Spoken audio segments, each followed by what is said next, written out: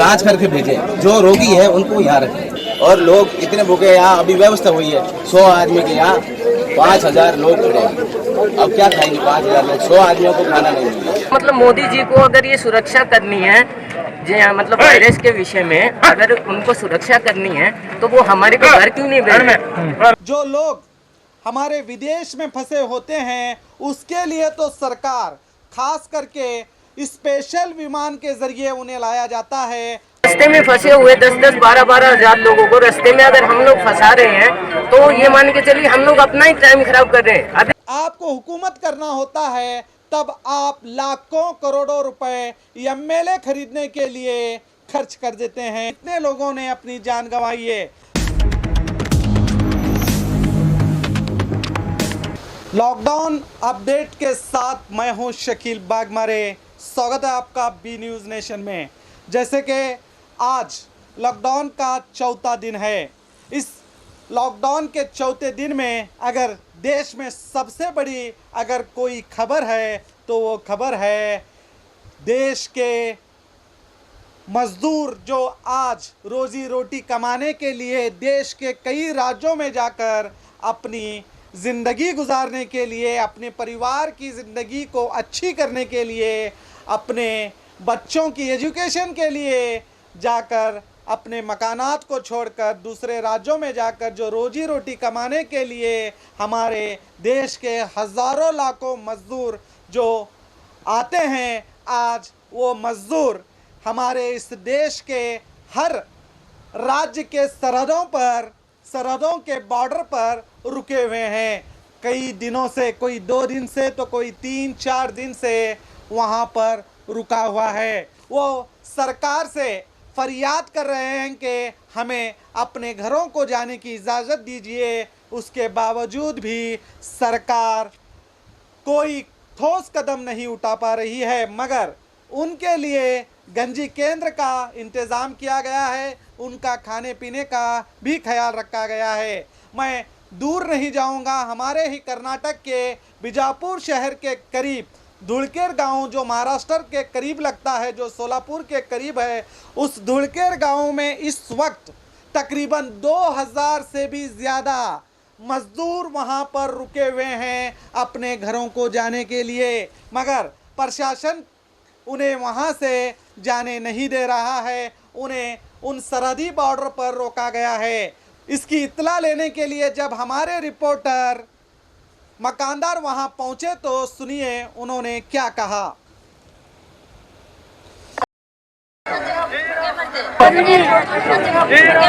आगे बढ़ने से क्या होगा? राजस्थान जाने का भिलवाड़ा जिला तो वो खाने का नहीं है प्रोग्राम, क्या करे फिर वाले देखे क्या बोल रहे हैं? हम लोग को जाने का अभी गाँव क्या बोल रहे हैं उधर? उधर बोलते वो नहीं जाने का, दूसरे तरफ फिर जाओ। हमारी गाड़ी वो तरफ, हम लोग इधर तो कहाँ जाए फिर? गाड़ी को आने नहीं देते, हम लोग को जाने नहीं देते, क्या करे फिर? मैं हूँ संदीप हरियाणा से, तो मैं अपना बेंगलुरु में जॉब करता हूँ, ठीक है।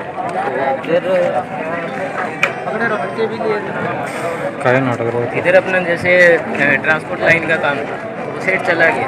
अभी घर में बच्चों को वहाँ पे रखो, वहाँ पे कैसे क्या करूँ, मेरे को समझ में नहीं है।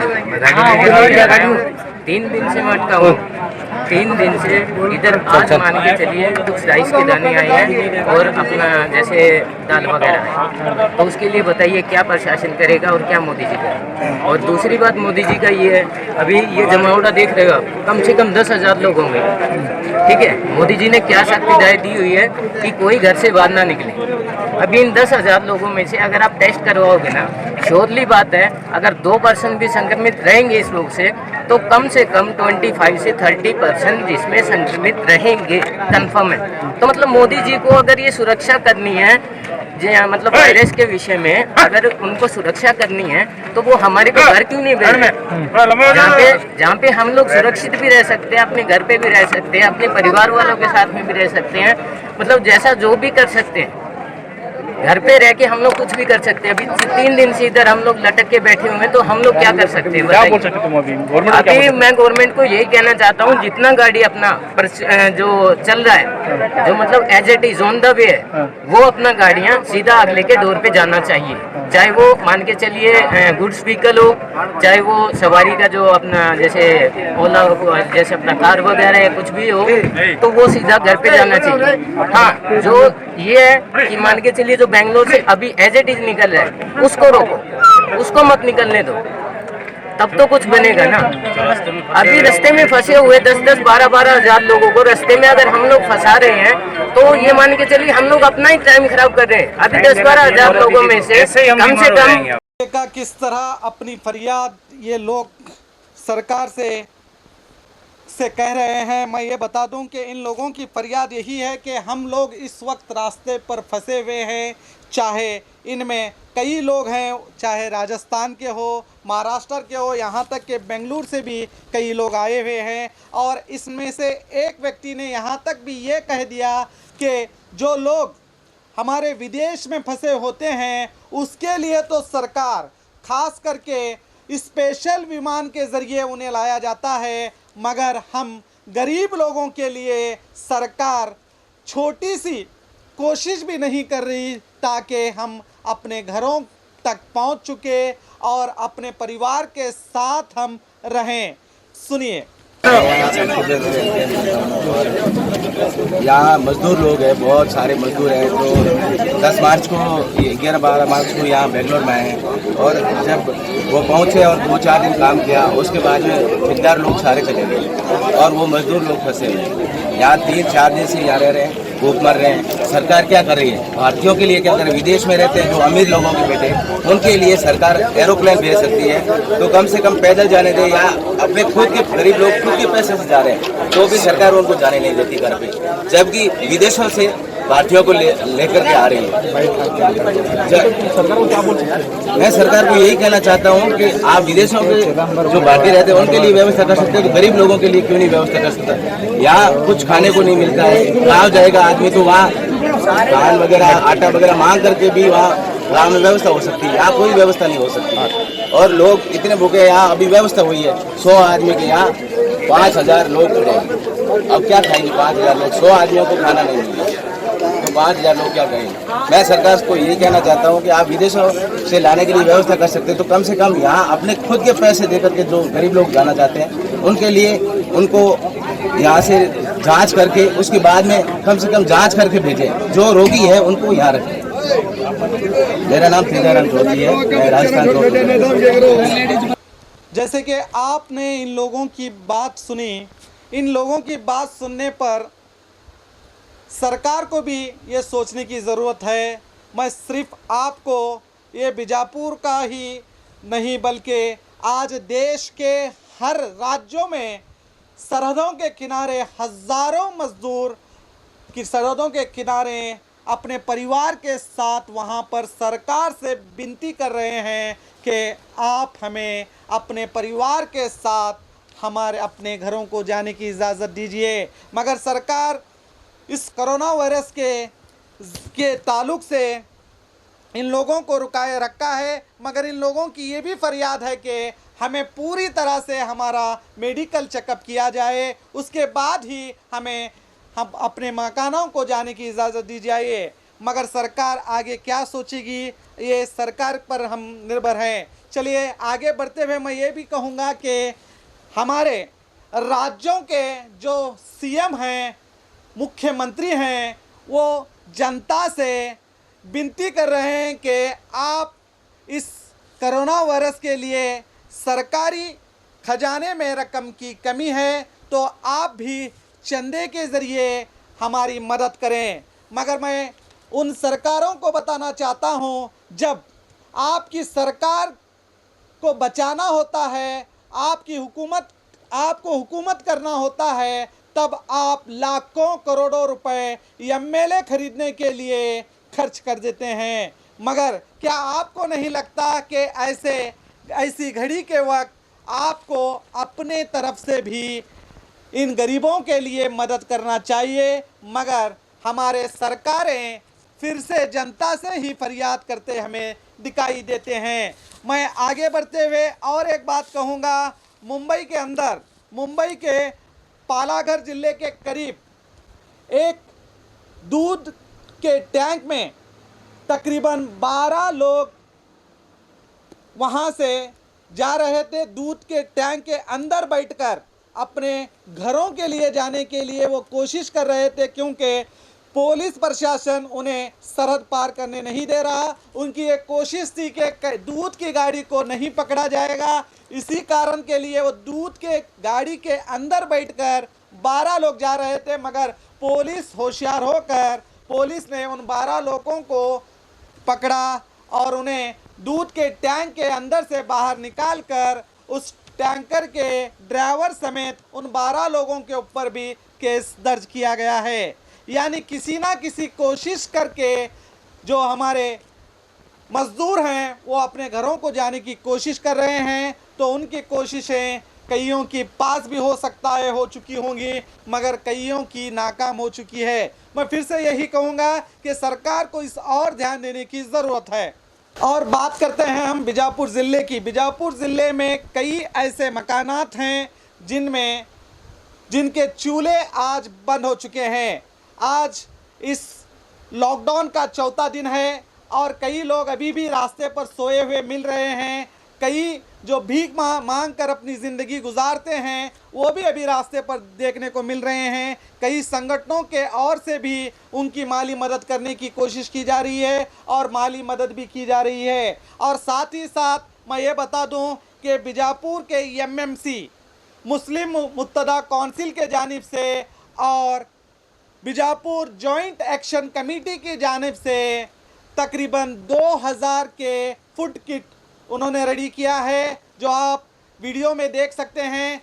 ये किट खास करके शहर के ऐसे लोग जो काफ़ी मजबूर हैं, ऐसे लोगों को देखकर उन लोगों को मदद की जाएगी। और आपको खास बात मैं ये भी बताना चाहूँगा, ये हर मज़हब के लिए ये लोग अपने तौर पर इन 2000 पार्सल के ज़रिए शहर में जो भी गरीब तबका इस वक्त परेशान है, जिसका घर का चूल्हा बूझ चुका है, उन लोगों की मदद करने के लिए, वो चाहे वो किसी भी मज़हब के हो, उन लोगों की मदद करने के लिए ये लोग आगे आ चुके हैं। तो मैं अपने जानिब से भी इन लोगों का धन्यवाद कहूँगा। और साथ ही साथ शहर में ऐसे नौजवान संगठनें भी देखने को मिल रहे हैं, जो हमारे जो पुलिस कर्मचारी हैं, जो रास्ते पर हमारे लिए धूप में ठहर कर अपनी ड्यूटी अंजाम दे रहे हैं। उन लोगों के लिए भी पानी के ज़रिए हो या खाने के ज़रिए हो, और रास्ते पर जो गरीब सोए हुए हैं, जो फ़कीर सोए हुए हैं, उन लोगों को भी खाना उन तक पहुंचाकर सवाबी काम कर रहे हैं। तो मैं उन लोगों को भी धन्यवाद दूंगा। चलिए अब बात करते हैं कोरोना वायरस की, जो दुनिया में तेज़ी के साथ फैल रहा है। आज पूरी दुनिया में कोरोना वायरस के कितने पेशेंट इस कोरोना वायरस का शिकार हुए हैं और कितने लोगों ने अपनी जान गंवाई है। मैं कैमरामैन से कहूँगा कि स्क्रीन दिखाएं। आप स्क्रीन में देख सकते हैं 6,14,884 लोग अब तक इस कोरोना वायरस का शिकार हो चुके हैं। यही आंकड़ा मैंने आपको कल बताया था, तो कल ये आंकड़ा था 5,49,604, यानी कि 24 घंटे के अंदर 65,280 लोग इस बीमारी का शिकार हो चुके हैं। मैं फिर से कहूँगा, सिर्फ 24 घंटे के अंदर 65,280 लोग इस कोरोना वायरस का शिकार हो चुके हैं। और डेथ रेट आप जैसे स्क्रीन में देख सकते हैं, डेथ रेट 28,686 बता रहा है। तो मैं आपको ये बता दूं, यही डेथ रेट कल था 24,862, और अब यानी कि 3,824 लोग डेथ हो चुके हैं। यानी कि 24 घंटे के अंदर 3,824 लोगों की मौत हो चुकी है। मैंने आपको यही आंकड़ा कल बताया था, तो कल था 3,555, यानी कि एक दिन में कल 3,555 हो गए और उसी 24 घंटे के बाद ये आंकड़ा बढ़ता हुआ 3,824 पार कर चुका है। यानी कि ये सिलसिला कम होने के बजाय बढ़ता ही जा रहा है। तो आइए हम आगे देखते हैं। मैं स्क्रीन पर आपको बताना चाहूँगा कि इस वक्त हिंदुस्तान के अंदर आप देख सकते हैं 873 अब तक इस बीमारी का शिकार हो चुके हैं और 79 लोग इससे सेहतयाब हो चुके हैं और 19 लोगों की मौत हो चुकी है। हिंदुस्तान में 19 लोगों की मौत हो चुकी है। मैं फिर से कहूँगा 19 लोग इस हिंदुस्तान में जो अपनी जान गंवा चुके हैं। और मैं आपको ये भी कहूँगा इटली इस वक्त इस नंबर 1 लिस्ट पर आ रहा है। इटली में 9,134 मौत हो चुकी हैं। 9,134 मौत।